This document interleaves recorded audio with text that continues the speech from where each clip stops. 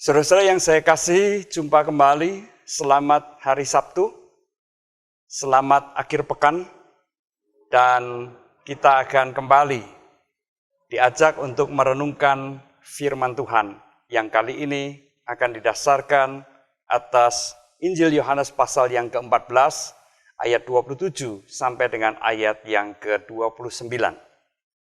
Injil Yohanes pasal yang ke-14 ayat 27 sampai dengan ayat yang ke-29 akan saya bacakan demikian. Damai sejahtera kutinggalkan bagimu, damai sejahteraku kuberikan kepadamu. Dan apa yang kuberikan tidak seperti yang diberikan oleh dunia kepadamu. Janganlah gelisah dan gentar hatimu. Kamu telah mendengar bahwa aku telah berkata kepadamu, aku pergi, tetapi aku datang kembali kepadamu. Sekiranya kamu mengasihi aku, kamu tentu akan bersukacita karena aku pergi kepada Bapa-Ku. Sebab Bapa lebih besar daripada aku. Dan sekarang juga aku mengatakannya kepadamu sebelum hal itu terjadi, supaya kamu percaya apabila hal itu terjadi. Kita berdoa. Kami akan merenungkan firman-Mu ya Tuhan. Biarlah firman-Mu meneguhkan kami, menghiburkan kami, dan memelihara pengharapan yang ada di dalam hati kami. Berbicaralah ya Tuhan, karena kami siap untuk mendengarkannya.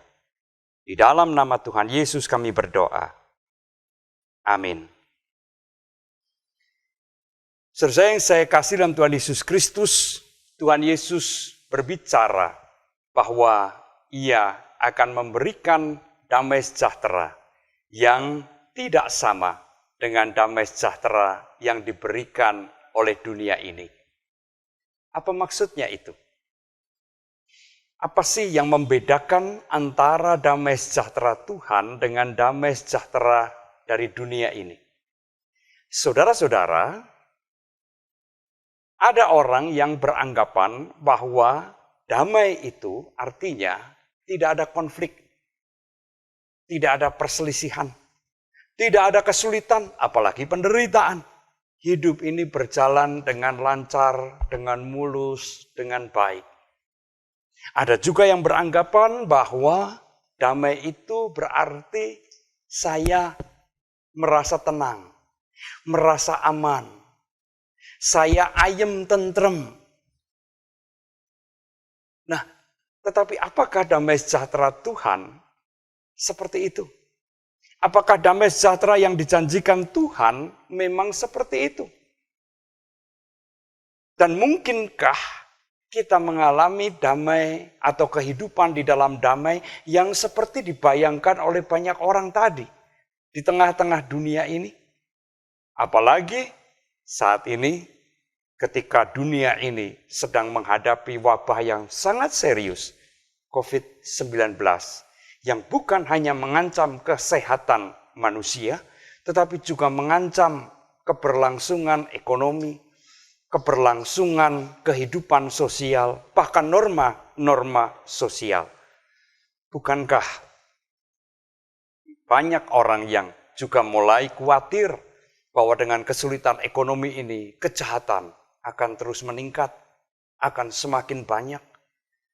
Bagaimana kita dapat mengalami shalom atau damai sejahtera yang Tuhan berikan dalam situasi semacam itu? Saudara-saudara yang saya kasihi, ada 3 hal penting dari apa yang dikatakan oleh Tuhan Yesus tadi tentang damai sejahtera. Yaitu bahwa damai sejahtera itu hadir oleh karena karya Roh Kudus.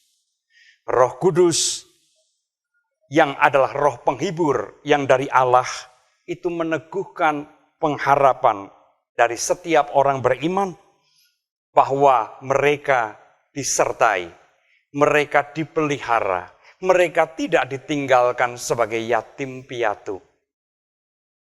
Hal yang kedua, damai sejahtera dari Tuhan itu tidak bisa dimiliki secara pribadi.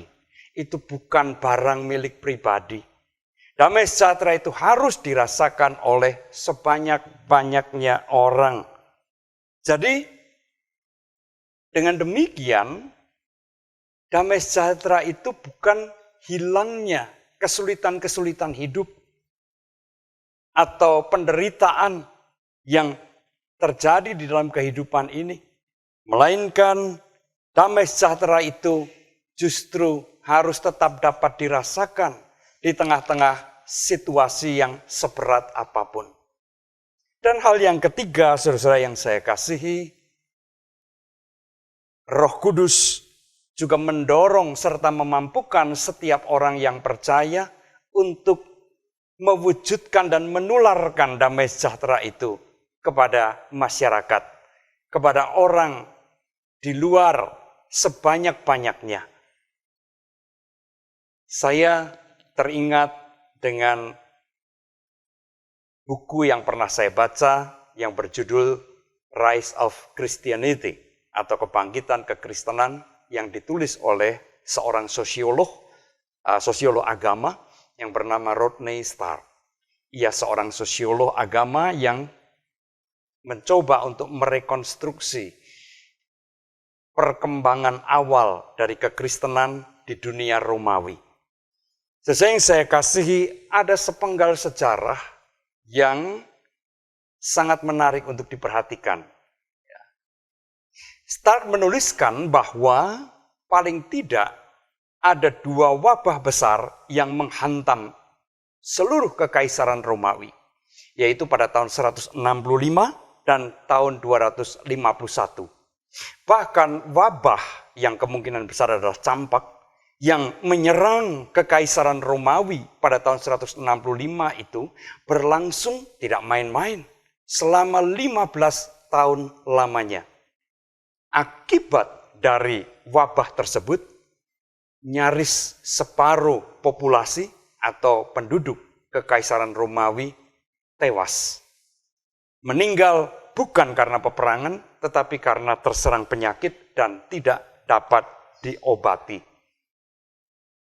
Termasuk salah satunya adalah Kaisar Romawi yang bernama Marcus Aurelius. Kita bisa membayangkan kalau seorang kaisar saja sampai mati terserang wabah, betapa dahsyatnya wabah itu. Maka akibat dari wabah itu, Kekaisaran Romawi juga mengalami kegoncangan. Kemudian juga norma-norma sosial menjadi runtuh, keadaan menjadi kacau. Kekacauan ada di mana-mana. Kita juga bisa membayangkan, pastilah pada situasi semacam itu, kejahatan juga luar biasa banyaknya terjadi di seluruh Kekaisaran Romawi. Nah, lalu apa peran kelompok Kristen yang pada waktu itu hanyalah kelompok kecil, minoritas yang tidak punya kekuatan apapun, tidak punya pengaruh apapun? Paling tidak ada 2 hal yang menarik saya, yaitu yang pertama, bahwa pada masa yang sulit itu, orang-orang Kristen justru menawarkan suatu kabar atau keyakinan yang jauh lebih optimis tentang masa depan. Masa depan yang berpengharapan. Ini bukan kiamat. Dunia belum berakhir. Wabah ini akan berlalu dan kehidupan manusia akan dipulihkan kembali. Sedangkan hal yang kedua adalah bahwa pada masa-masa yang sulit itu, kekristenan justru mewujudkan secara nyata nilai-nilai dasarnya, yaitu cinta kasih dan bela rasa. Dan hal itulah yang kemudian menjadi norma pelayanan sosial dan solidaritas kemanusiaan yang dinyatakan oleh kelompok Kristen ini. Mereka melayani kepada siapapun, tidak membeda-bedakan.